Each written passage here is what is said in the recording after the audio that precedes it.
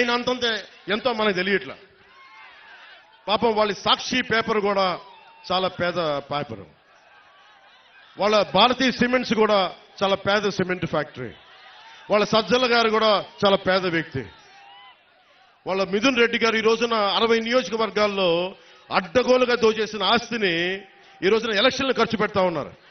20,000 కోట్ల దోచేసిన జగన్ గారు కూడా చాలా పేదవాడు. మనమే పెద్దదాలు.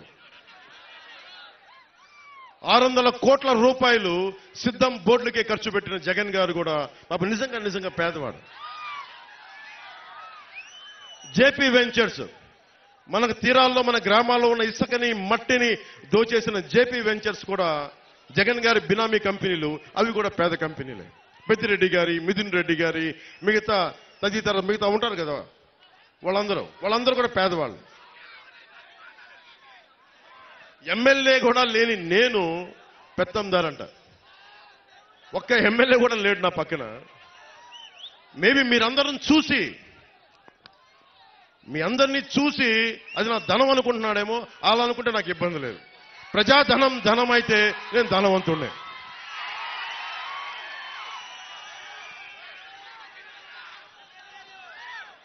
ఆయన 2, వైసీపీ పాలనలో అవినీతి లేదు. అవినీతి నిరోధక శాఖ టోల్ ఫ్రీ నెంబర్ ఇస్తే 4 సంవత్సరాల్లో 8 లక్షల కంప్లైంట్స్, ఫిర్యాదులు వెళ్ళినాయి.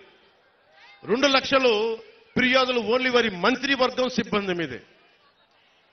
ఇంకో 4 లక్షలు వారి ఎమ్మెల్యేల మీద, ఎమ్మెల్సీల మీద.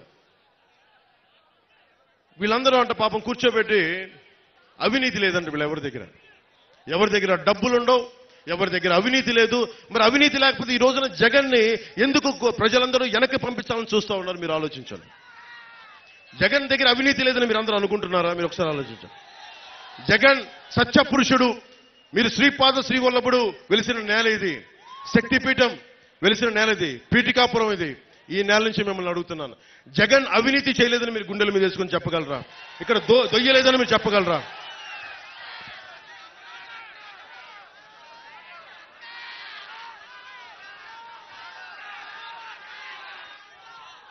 జగన్ పాలనలో 219 దేవాలయాలని అపవిత్రం చేశారు, ఛిద్రం చేశారు.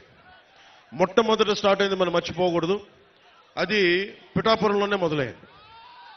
ఆ రోజున కరోనా సమయంలో నేను ఒకటే పెద్ద ఎక్కువ మాట్లాడాలి. నేను ఎందుకు దేవాలయాల గురించి కానీ, మస్జిదుల గురించి కానీ, చర్చిల గురించి కానీ, సున్నితమైన అంశాలు ఇవి చాలా సున్నితంగా మాట్లాడతాను నేను. అది ఎందుకు మాట్లాడతానంటే తప్పు చేసిన వాడికి శిక్ష పడాలి. జగన్ 219 ఆలయాలు, వారి నాయకులు వస్తే ఒకటే అడగండి అమ్మా. వంగ గీత గారు వస్తే ఒకటే అడగండి. 219 ఆలయాలని ధ్వంసం చేశారు కదా, అపవిత్రం చేశారు కదా, ఎంతమంది దోషుల్ని పట్టుకున్నారని అడగండి. అలాగే మనకి పిఠాపురంలో ఇక్కడికి దేవాలయాలని, విగ్రహాలని అపవిత్రం చేస్తే ఆ దోషుల్ని ఎందుకు పట్టుకోలేదని కూడా అడగండి. మనకి కాకినాడలో శివాలయంలో ఈ మధ్యనే పూజారిని, వైసీపీ నాయకుడు అనుచరుడు, ఆ మాఫియా డాన్ అనుచరుడు శివాలయం పూజారిని, అర్చక సమాజాన్ని చొక్కా పట్టుకొని కొట్టారు. మొత్తం పాపం ఆ కండువా తీసుకొని చాలా ఇబ్బంది, భక్తులు చూస్తుండగా కొట్టారు.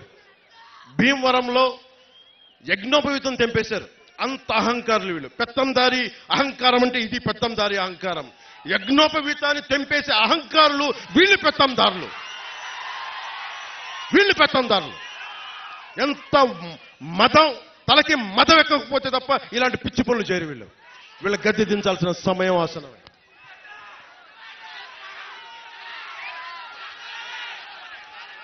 ఏ స్థాయికి వెళ్ళిపోయారంటే ఈ రోజున వేమూరు నియోజకవర్గంలో పార్టీల కోసం వచ్చే మా కూటమికి నిలబెట్టడానికి మద్దతు కోసం వచ్చిన ఎన్ఆర్ఐల్ని మీరు కూటమి కోసం మీరు ప్రచారం చేస్తే మిమ్మల్ని వెనక్కి వెళ్ళనివ్వం, మీ మీద కేసులు పెడతామని బెదిరిస్తా ఉన్నారు. వాళ్ళు పిఠాపురం కాదు, ఆంధ్రాలో ఎక్కడికి వెళ్ళా రమ్మని చెప్తాం, తరిమి కొడతాం. ఇలాంటి పిచ్చి మాటలు మాట్లాడితే ఒక్కొక్కరు